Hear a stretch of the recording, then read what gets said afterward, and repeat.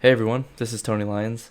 I've got a really good uh, tool and also tutorial that goes alongside the tool.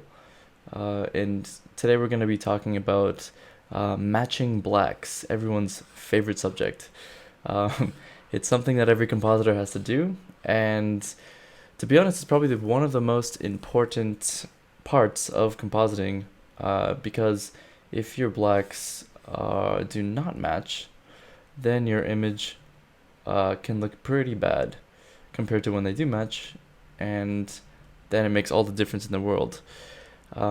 It's sort of something that compositors joke about. The CG is so good that you just threw it on A over B and matched the blacks, and it's kind of like, haha, super easy. But there actually is a lot of importance and different ways to match the blacks. And before I introduce the tool that called BlacksMatch, right here, I want to go over the importance of matching blacks, why we need to do it, all the different types of operations, because it can be a little bit complicated to understand what's going on inside the tool. But I will break it down, and hopefully by the end of it, whether you're a junior or a senior or mid or whatever, you'll probably have learned something by the end of the video. So if you want to skip the tutorial part of this and go straight to me explaining the tool, just click on the timestamp to go to that part, or scrub ahead or whatever. And for everyone else, I will start talking about blackpoint. Okay, so let's take a look at the BlacksMatch workflow. And first we'll define the goals of the BlacksMatch and what we should be looking for when we are matching our blacks. And so the main thing is that no color information should fall below the blackpoint color or value. So let's take a look at a practical example. So here we just have a picture of a forest that I grabbed from the internet, and it's a black and white picture, and you can see that there's a lot of depth in this picture, and the trees are all at different depth levels, and we can see where the trees are. There's really no detail in the trees. They're basically solid colors, but we know where they are because of the color of the blacks, and that's helping it set it into the scene. It's helping it tell us where the tree lies, either in distance or what part of the frame. If any one of these background trees was a different color, completely black, then it wouldn't fit in. They would appear incorrect or closer to us than they really are. Let's take another look at another picture. So here we just have a picture of some atmospheric perspective in some mountains, and you can see if I just put a random shape in one of these mid-ground mountains, it looks completely wrong because this is just black 0, 0, 0 and RGB, and you can see if we just simply take a color picker and pick a color. Now, even though there's no detail or anything, we can see that the shape actually fits in with the mid-ground mountain level. But if we start moving it to, say, the background, it's going to be completely wrong because those blacks do not match. So what we'd have to do is match these ones to the surrounding areas, and now we have something that matches the background. So it can be as easy as just taking a rotor shape and picking some constant colors, and things will either match or not match depending on what you select. And so I guess a lot of people consider this depth and atmospherics, but I look at it as a black point, which doesn't have to be just depth. You can have different black points from the left side of your image to the right side of your image if you have more fog on this side, or a lens flare, or more a red light that's casting something on the left side and a blue light that's casting something on the right side of your screen. So it's not just depth, but this is just an example of fitting a shape into a scene by just simply choosing colors around it. We'll just take a look at one more example. This is the Marina Bay Sands in Singapore, and you can see if we just add a shape to it, it doesn't make any sense. It looks completely wrong. And if we were to choose one of these black points there, say this color, then it still looks horrible. And if we just take the surrounding pixels, now all of a sudden, it looks like there could be a shape there that's matching with the rest of it. Obviously, this maybe some ramps or gradients or something that we could apply to that. Let's just take a look at a couple more examples that are more complicated. Here I just pulled a photo from the internet of some foggy lights that are different colors. And I want to illustrate that this is not really something to do with depth, but more of where the object is in the scene, position, like if you think of it as a 3D object, like where it is in 3D space in the scene, because that will be influenced by the lights around it, because shadows are really based off of like bounce light from different lighting sources, and also some glows and haze and stuff. So if you have, for example, this object here, you'll notice that it looks fine next to this lamppost, but if we were to move it over here, that same color no longer works. It looks wrong now because it needs to be the color of the shadows in this part of the scene. So what you could do is like take a ramp and sample that color over there and just kind of combine them, just as an example. And then when you are moving your object through the scene, let's see if I can do it, you'll see that it will look okay, depending on where it is. So it'll no longer look wrong. So that's the kind of a basic concept of it. And obviously this would kind of be applied everywhere. So if I were to move it around, that ramp wouldn't work so well. But let me give you one more last example. I found this really cool image, but this illustrates a really cool point. You get a lot of glows, and blacks are all different values all over the place. So what you can actually do is kind of pull a luminance key on the low ends of stuff and like exponentially blur them together, and you kind of get this kind of an automated process of the black point. And let me just show you. So here is a circle, just a circle shape right there, and right now it's currently black, but if I turn on this color, you'll see that I can start moving this around, and maybe the overlay, yeah. I can start moving that shape around, and depending on where I put it, it will match the blacks in the scene. And because it's sampling from the plate and it's getting the black point from the plate, this won't work in every situation, but you kind of start getting an idea of what you can do. So see, no matter where I put this little ball, it starts to pick up the right kind of colors. So yeah, now let's move on to our statues example. So here I have an image of some temples, I think in India, and I've placed some beauty statue renders just duplicated them around at different levels of depth. And this is just A over B, no color corrections or anything, and you can see that they stick out like a sore thumb. So first thing you'd want to do is maybe match the midtones and highlights and stuff around it, but obviously it looks still wrong, doesn't fit in. So the first step that I would probably do if I was doing this shot and got these CG elements is I would turn the color off. And I'm turning the color off because I really don't want to be influenced by any of these midtone colors. I really just want to see my black point, and I want to know where the objects are in three-dimensional space and what they're around. And after I figure out where they are, and I can start sampling the black points next to the objects. If you had a depth map, you could use that, or you can, use a roto shape and have different depth for each of these things. And you can see that even though there's no color information, there's no detail, I've removed all of them, they're just pure black. But if I just took the time and matched all the colors to the surrounding area, you can see that the statues start to fit in. And again, there's no detail or anything. This is just taking the colors similar to what we did with the other images, and we can see that they are now matching pretty well to their environment compared to what they were matching before. So if we just have a quick wipe, so you can see it just fits in because I'm matching to colors that are surrounding it.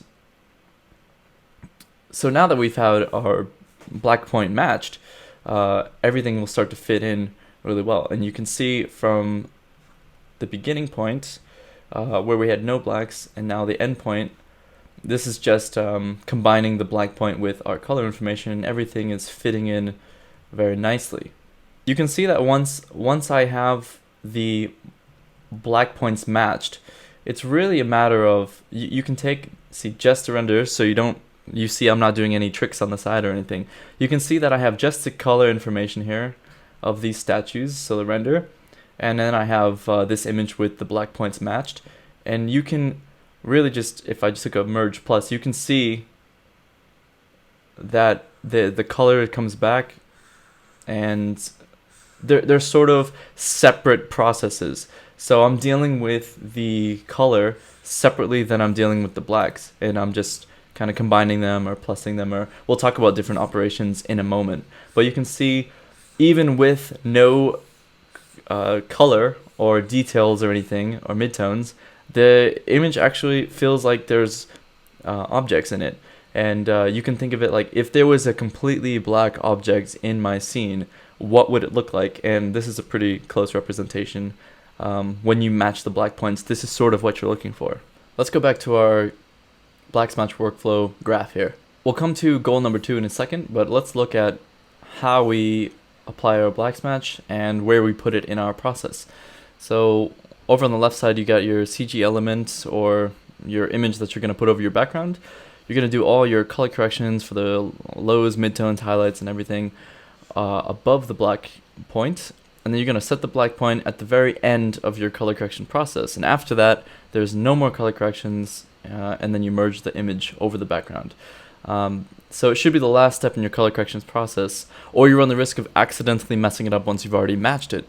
If the processes are separated, then even if everything above the black point is 0, you can be confident that your blacks will still match and nothing will fall below these values. So keeping it at the end is pretty important. Let's take a look at an example.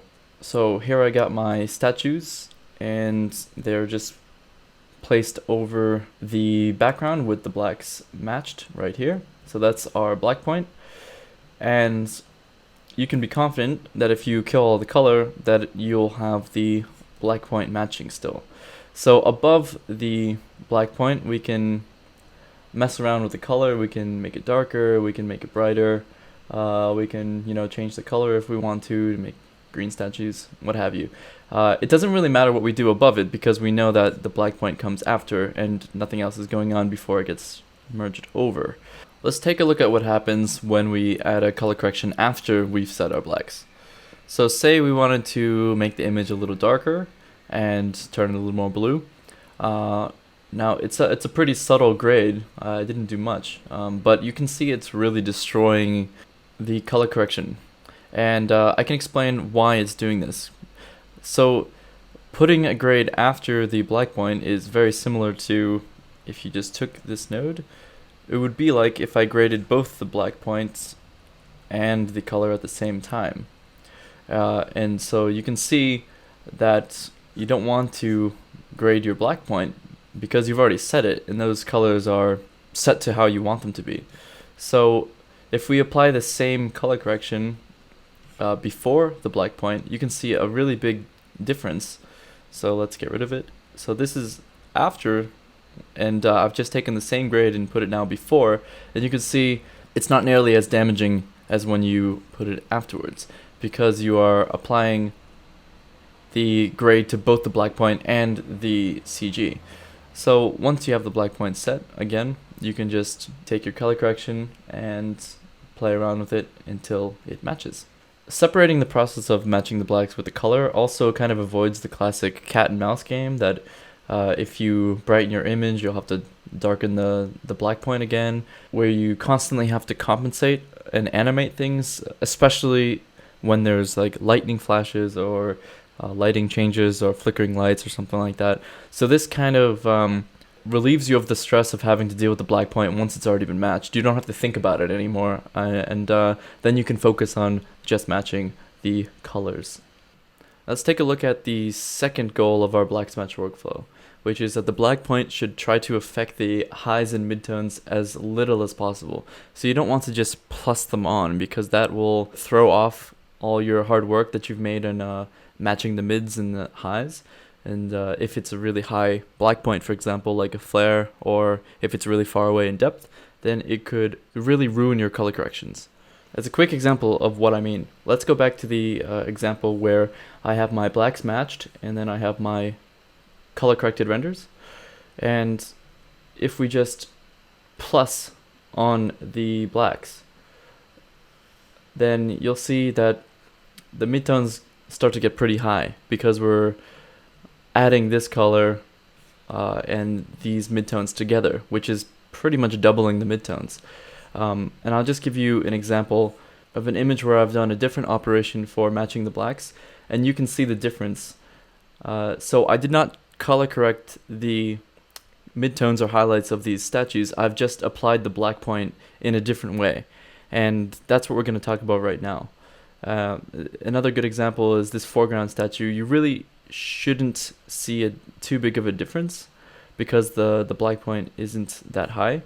But if we plus them on, suddenly you see it goes from matching to being a little too hazy. We want the black point to stop affecting the other colors with a nice gradual fall off, instead of just plussing over everything. To illustrate this point a bit more, we're going to have to talk about different operations of how to match the blacks. And I have come up with this comparison chart of different common ways that you can match the blacks that I see quite often. And we're going to go through all of these in detail, and I'm going to put all these GIFs and everything on my website and on Nukipedia and everything, so you can really study them. But don't be scared. These are just 0 to 1 graphs with a scan line that's going to be sampling our image, and it's going to be showing us exactly what each process is doing, so that it can help us better understand the best way to match our blacks. Just to explain how I'm making these graphs for those of you who don't know, you can download some tools called either Slice Tool or Plot Scanline, and I'll give you the links to those websites in the description, so you can find them on Nukipedia or this guy, Theodore Gromboom. These tools just draw a scan line across the image, and they plot where the RGB values are on a graph. But if you just had a square ramp from 0 to 1 and you plot a scan line across it, then you'll get a perfect 0 to 1 ramp. And then you could, for example, add a grade, and you can see that it is being adjusted by my color corrections, and it's telling you what it's doing. So, for example, if I added a color, you can see it's splitting the channels. So yeah, that's all this these graphs are being made out of. So yeah, so I'm just representing the graphs with these scan lines of the different operations of how to match the blacks.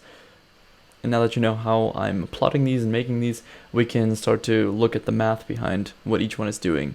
So here I've laid out a few operations that we can use to combine the black point with our mids and highs.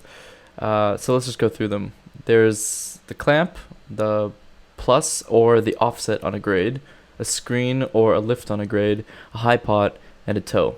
And to view all of these in a better way, let's put them on top of each other so we can compare them.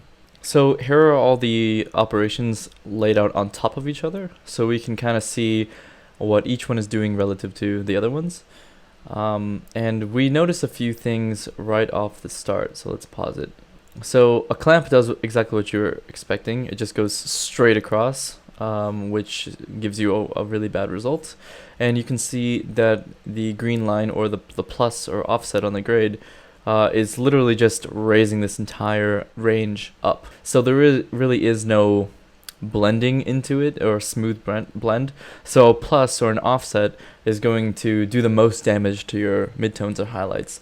So then we have screen or lift on a grade, but lift actually is not the same as a screen, but it kind of looks the same if you look at it from 0 to 1 range. We'll get to that in just a second.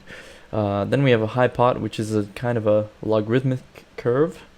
And then we have a toe, which is a smoother curve. So let's dive in and compare all these guys, and we can talk about the good, the bad, and the ugly. So let's start with the bad. As some of you might know, at first glance, a screen and a lift look like they're doing pretty much the same thing. If I wipe them, they look pretty much the same.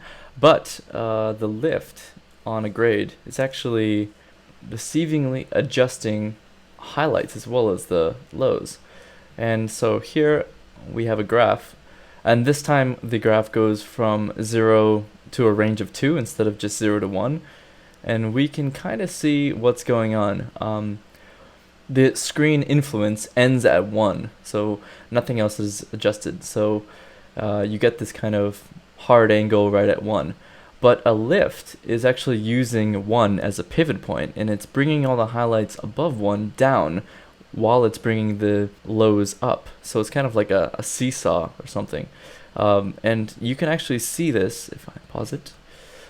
So if we gain it down, you can see that a screen is just adding colors between the range of 0 and 1, but a lift is actually bringing our highlights down. And we can see if we look at this point, so the original number here is 4.5 and 5.5, but then if we use a lift, it actually goes down to 3.6 and 4.4. So actually, if you bring this all the way to 1, it completely decontrasts the image, and all the values are 1. So it's sort of sandwiching all the values above and below 1 and turning them all into 1. So a lift should basically never be used to match the blacks, because it'll absolutely destroy all of your highlights. So yeah, if we look back at our statues, we can see that if we use a lift, we can sample one of the highlight colors, so it's maybe 2.2. If we use a lift, the highlights are actually going down. And maybe I can show you here. It's hard to see, but you can see the numerical values going up and down. So do not use a lift. The second bad operation I would consider to be a color correct node. And you might think that you could get away with using a color correct because it has some ranges for the shadows. So we could make the shadow range go to say 0.5, and then we could maybe offset the shadows up. Take a look at that. So it doesn't look that bad. It looks like it's doing a pretty good job, and we can even increase the range so that it's affecting more of the shadows.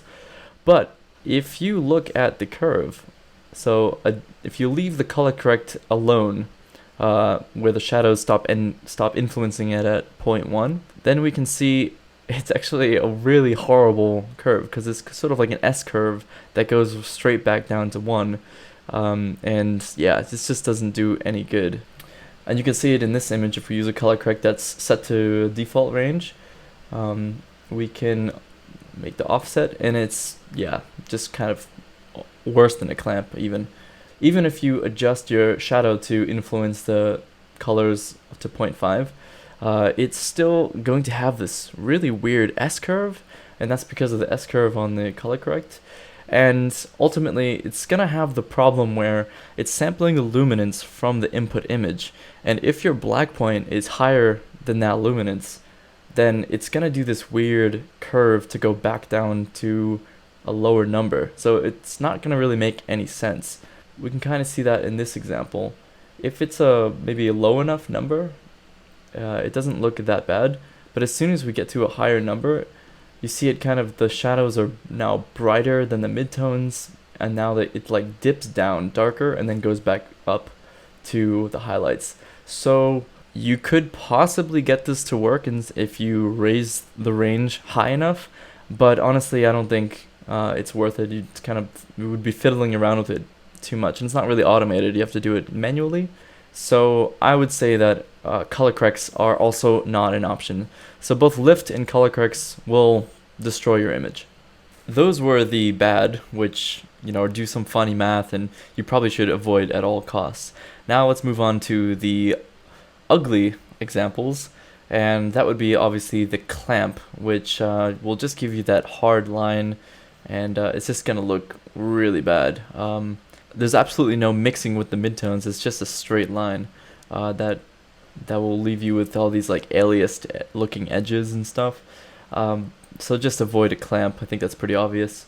Plussing the black point. So we talked about this before, and I wasn't sure whether to put this in the good category or the ugly category, but I think if you compare it to a nicely matched black point with a plus result, you can see it's really adding that black point to all of the midtones and highlights, and it's gonna probably push up things to a level that you don't want them to be because you've already matched them. So in that sense, I'm gonna put them in the ugly, but it's not. If it works, then it works. I guess it's not. It's if it's aesthetically pleasing and it's a low enough number, like in the foreground here, it doesn't seem to be doing too much. But it's when you start getting to higher numbers, like things in the background or things with a lot of haze, then it starts really ruining the highlights that you've matched, and it's kind of a big difference. So I'd consider plus and clamp to be out of the picture. Let's go back to this comparison and see what we have left. So we've eliminated the clamp, we've gotten rid of the plus and the lift, so we really just have these three curves here: screen, high pot, and toe. And you can see screen is probably our worst one because as we looked at before, it sort of ends at 1 and there is no fall off. It's kind of just a harsh pivot point and a straight line. So high pot and toe seem to be our best ones, but we can go ahead and look at screen anyways. Screening the blacks are really a common method. I see a lot of people using it, and there's really nothing wrong with it, especially because there's not a ton of values that you see that are above 1. But if you have a high dynamic range image and you're working on film, for example, then you might want to take this into consideration. But for most processes, it should be fine to use a screen. If we compare this screen operation to our plus operation, we can see it's doing a much better job because it's ending all the influence at 1.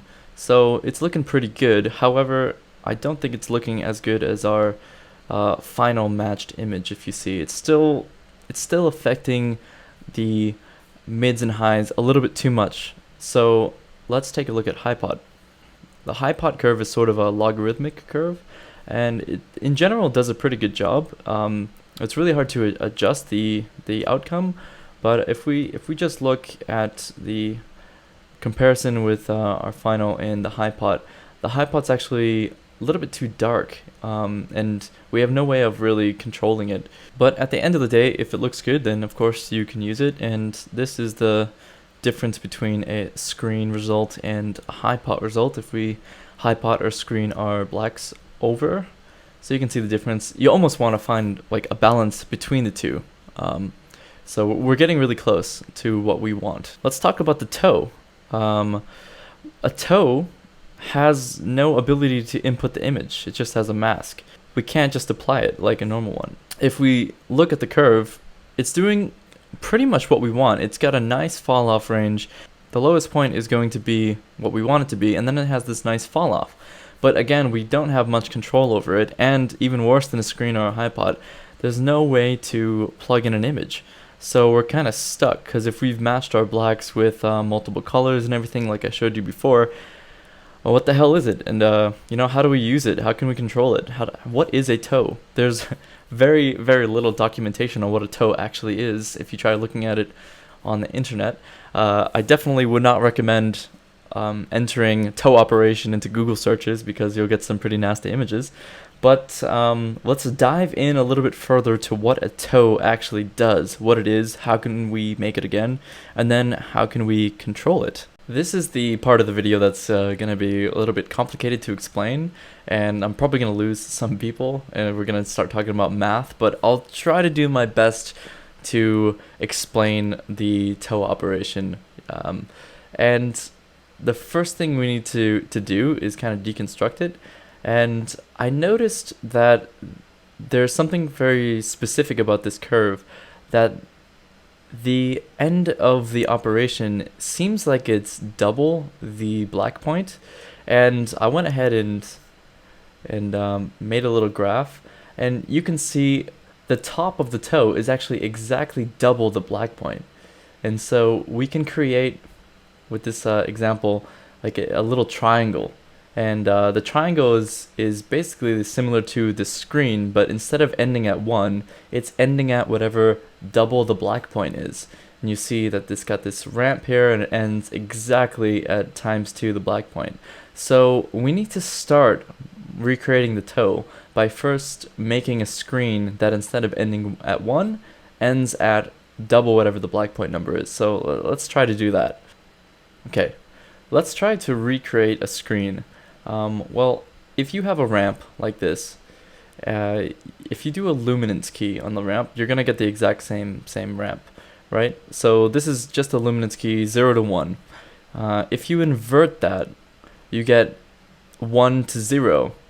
And if you take the black color, you see it's animating, but if you take that black color and you plus it with a mask, then it is applied most at 0, and it slowly falls off when you get to 1 because of our luminance key and our ramp. So by the time it gets to 1, the influence is 0. And if we plot a scan line, you can see, in fact, I'm not using a screen, but just a luminance key that's inverted, used as a mask to plus the black color.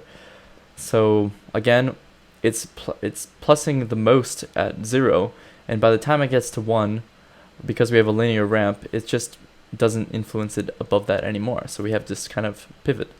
And just so you can see I'm not cheating, we have a screen and a plus, and they are the same.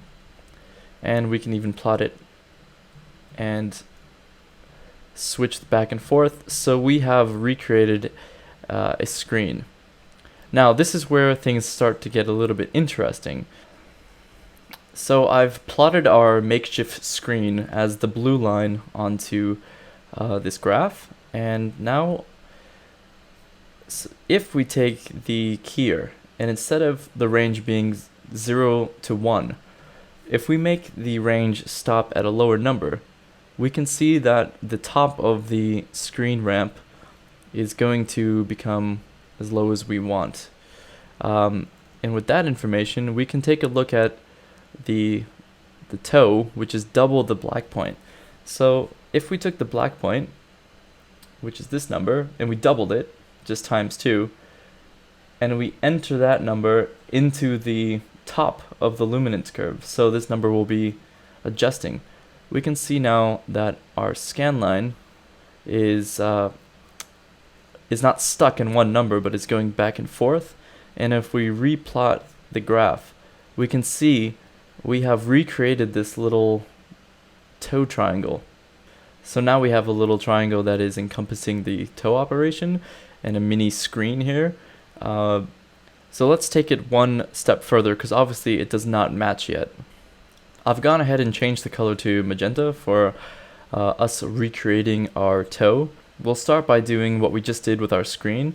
And so here you can see our multiplier, and we can see it go up and down. It was at a value of 2, which is multiplying the black point color ×2, and that's the top of our screen. So with a little bit of guesswork, you actually discover that a toe is no more than this screen that we have. And if we just lower the gamma of the luminance key that we did to 0.5, it actually matches the toe exactly. So we can think of a toe as a screen with the range being 0 to 2 times the black point, with a gamma of 0.5, and then plussing the black color back on.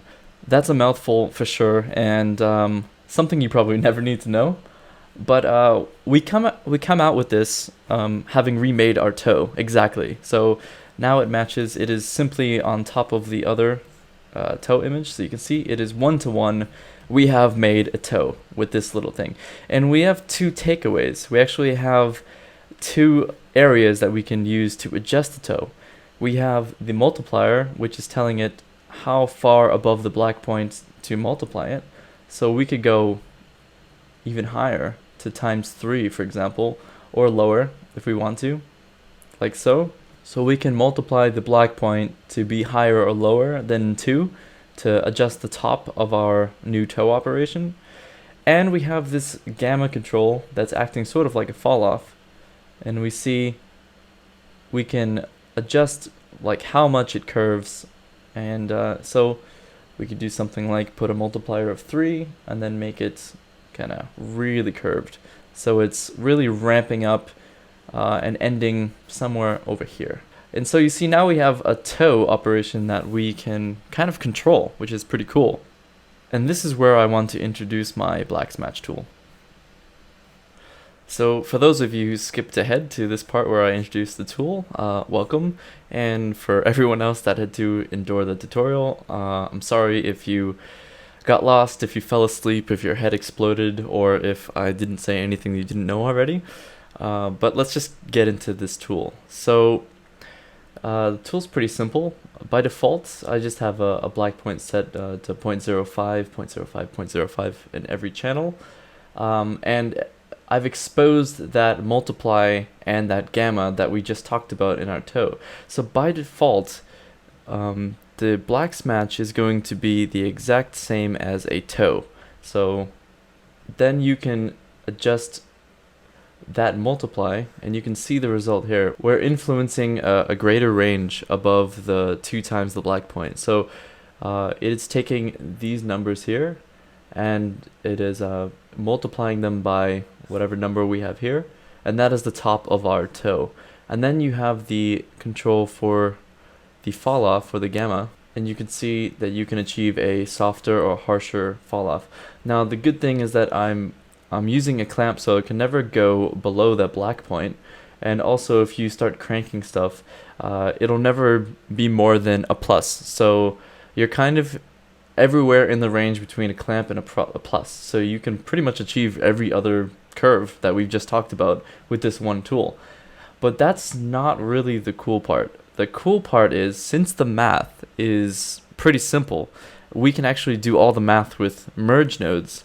And that means that we're not limited to just one color like the original toe. See, just one color there. We can actually input a black color or multiple black colors. So here we've just input a color wheel, and you can see what this is actually doing is exactly what we talked about, where every single pixel is taken into account because it's a merge expression. And so over here it's a blue color, and over here it's a red color, and over here it's a green color. And so per channel it's doing, it's taking, for example, this color, which is 0.01, 0.1, and 0.05, and it's multiplying each channel by this multiply separately, and then it's introducing this gamma that we enter as well. And so you can see that we can start getting some really cool results of how much we want our blacks to influence, or how little our blacks we want to influence the image. The tool is recreating a toe with controls that you can plug a black color image into, which, as you might be able to tell, is perfect for things like depth or flares, or if you just have a simple ramp from screen left to screen right in some of our previous examples that I showed. So yeah, you get a lot more control. By default it's the same as a toe, but with the ability to input images and adjust it. You also have this operation here, which you can set to high pot, which will give you a slightly different result. And this is sort of, instead of a, if we go back to our example here, instead of a merge plus when we did our color, if we did a merge high pot instead, we can see that our curve changed.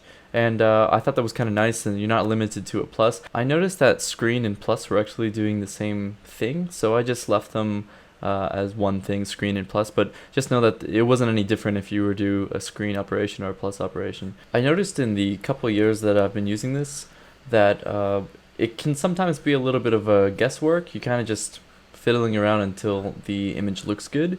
So I decided to implement that plot scan in the tool itself. So if you click this preview plot scan, it will overlay a plot scan similar to what we were looking at before, and you'll get this plot scan sampler. And what this is going to do is going to sample the black color. So it's sampling from this image,